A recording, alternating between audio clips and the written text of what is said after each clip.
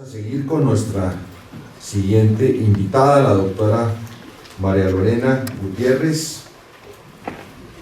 Tampoco es que necesite mucha presentación, María Lorena, muchas gracias por estar con nosotros. María Lorena, yo creo que ella sí le ha tocado, digamos, en todos los sectores, desde el sector académico, donde fue decana de la Universidad de los Andes de Administración de Empresas, un paso por el gobierno en muy distintas posiciones, desde la, bueno, ya no sé si eso todavía exista con ese nombre, la consejería, la alta consejería para el buen gobierno, también la Secretaría General de la Presidencia de la República.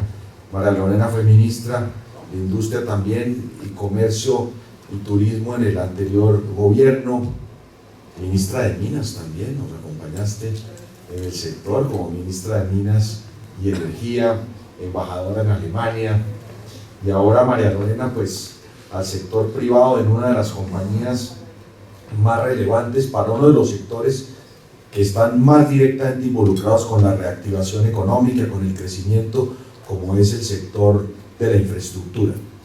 Cuando hablé con ella en estos días para invitarla a que nos acompañara en este evento, pues claramente me dijo que quería referirse específicamente a este sector que tiene tanto que contribuir a nuestro país, en donde se han hecho esfuerzos enormes, pero como creo que coinciden muchas de las personas en este país, está casi todo por hacer en materia de infraestructura. Entonces, para Lorena, adelante, bienvenida, muchas gracias por estar con nosotros esta mañana.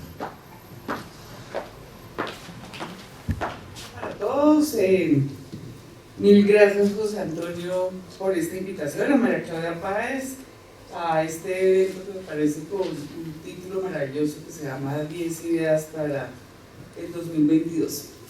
Yo creo que me cuadra muchísimo lo que presentó la ministra Lombana, a quien quiero saludar muy especialmente, y Gabriel, sí, porque yo sí creo que el reto no es, yo creo que el 21 logramos la recuperación económica, no voy a hablar de cifras, pero sí voy a hablar de unos temas, y lo mencionaban ahora, sobre los temas que tenemos estructurales, sobre todo con los temas fiscales, y eso tiene unos retos importantes para la inversión, más otras cosas. Entonces espero terminar con 10 ideas para la reactivación de la infraestructura, siguiendo el hilo de esto.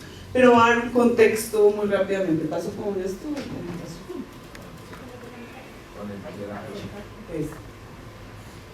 No me voy a demorar acá, pero pues tenemos un contexto con afectaciones, no Colombia, sino global, donde el gobierno y todas las autoridades económicas aumentaron el gasto público para apoyar la demanda, hicieron emisión monetaria, estoy hablando a nivel mundial y en Colombia, bajaron las tasas de interés, pero también aumentaron la deuda pública a niveles nunca antes vistos.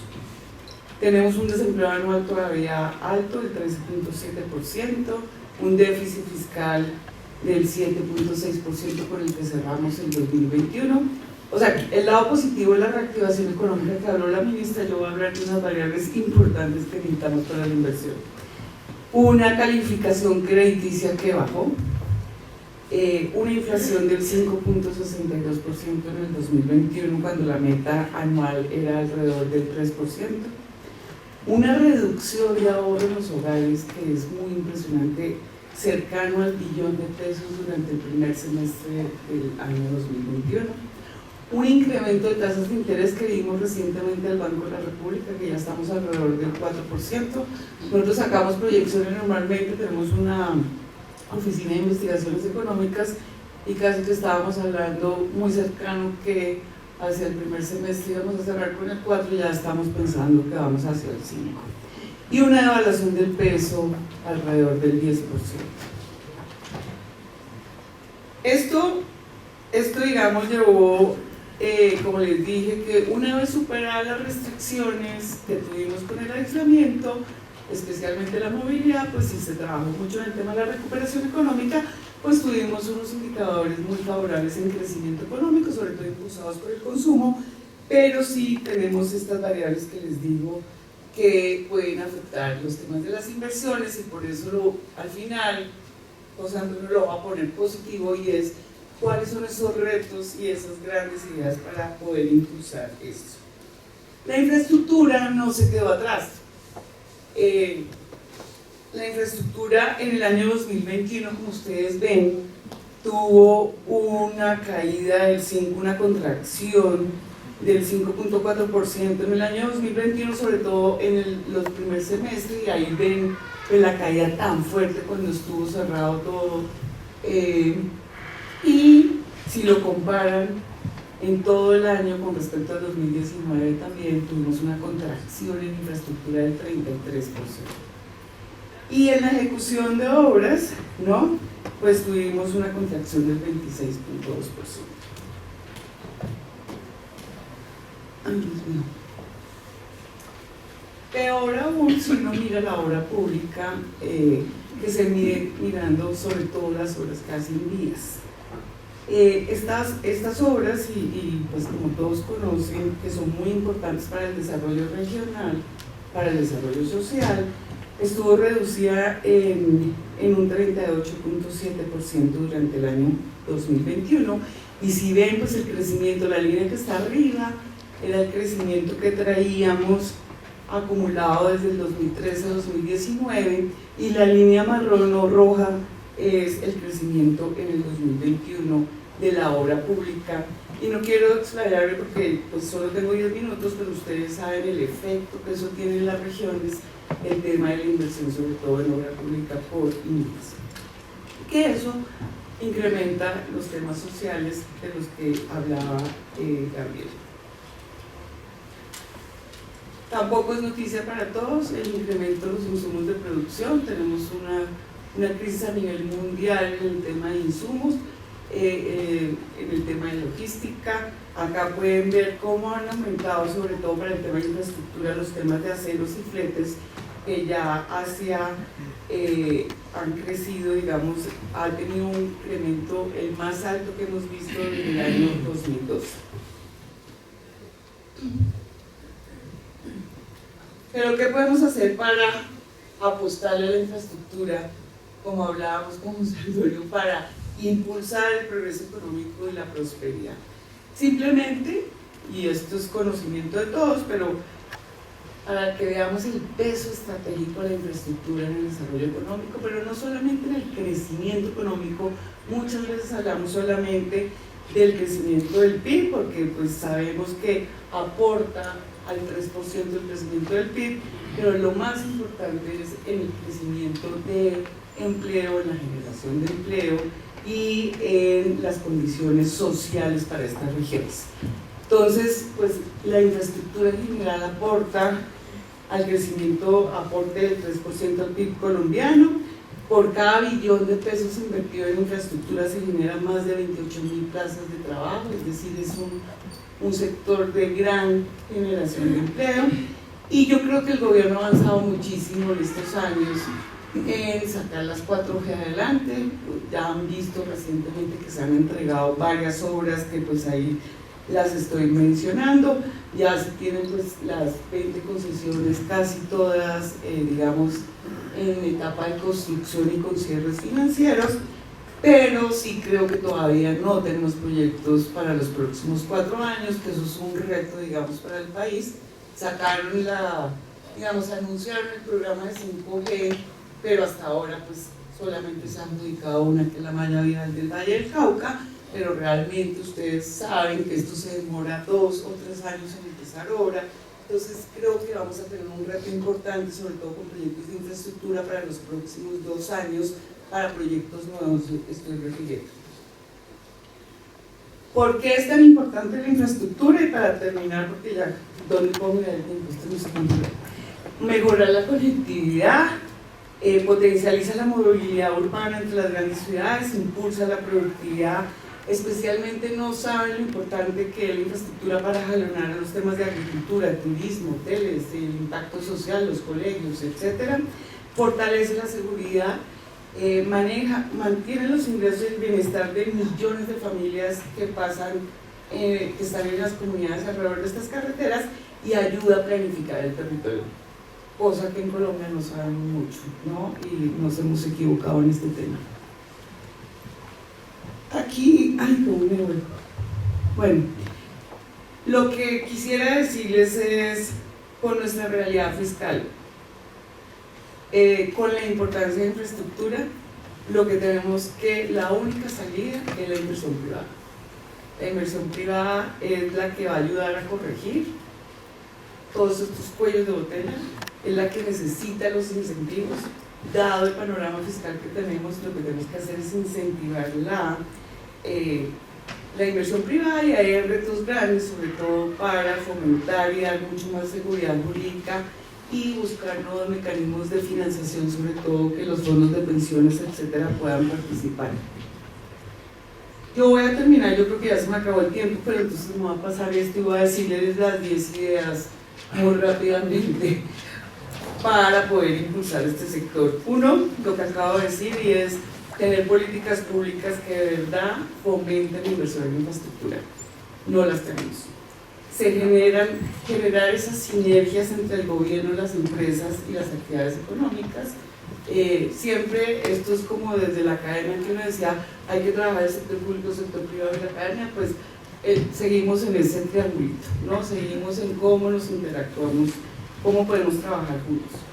Trabajar en los cuellos de botella que tenemos en la cadena de suministro, las falencias en productividad y la escasez de insumos. Creo que el país ha avanzado muchísimo en la institucionalidad, sobre todo en los temas de infraestructura. A mí me tocó en el gobierno cuando existía el INCO, creamos la ANI, realmente es una nueva entidad, yo creo que hemos avanzado muchísimo en eso. Sin embargo, tenemos todavía muchos problemas con el tema de licencias ambientales y las consultas. Una cosa que a mí me preocupa, y yo sé que a algunos organismos de control no les gusta que yo diga, pero tenemos buena ingeniería, pero ahora todos los errores de ingeniería son corrupción. Entonces creo que hay errores, pueden haber accidentes, pero no todo es corrupción. Entonces todo el mundo se muere del pánico, todo termina siendo detrimento patrimonial, así sea inversión pública. Entonces creo que estamos volviéndonos fundamentalistas en que un error de ingeniería es considerado corrupción y detrimento, y eso hace que todo sea más difícil, sobre todo para buscar financiamiento. Y lo otro que me preocupa mucho y que voy a hablar con Bruce después, y es el tema de los seguros. Es imposible ahora trabajar el tema de los seguros en Colombia. Sé que muchos de ustedes que son empresarios están en eso. Realmente asegurar estas grandes obras de 5 billones, de 6 billones, con todos estos riesgos de seguridad jurídica es difícil. Y creo que tiene que ser una discusión desde el lado del empresarial. O sea, tenemos que mover el tema. Lo otro es fomentar otros mecanismos de financiación. Nosotros el año pasado emitimos bonos verdes con una carretera, bonos sociales. Creo que podemos mover este tema importante, y ya voy a terminar. Y el otro es Colombia, digamos, con el cambio climático. Yo creo que la preocupación no es tanto, bueno, tenemos que colaborar en el tema de emisiones, pero ser conscientes que vamos a ser los más afectados con el tema de desastres naturales. Por nuestra topografía, tenemos que trabajar en la mitigación de derrumbes, de inundaciones, y creo que el cambio climático a nosotros nos va a afectar más por el lado de mitigar los posibles desastres naturales, más que el tema de las emisiones.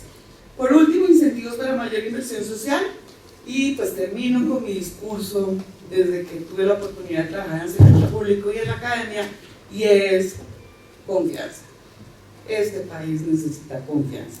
Confianza en el sector privado, confianza en el sector público, porque es muy difícil trabajar en un país donde todos desconfiamos de todos. Entonces, esas eran mis 10 ideas, y muchas gracias.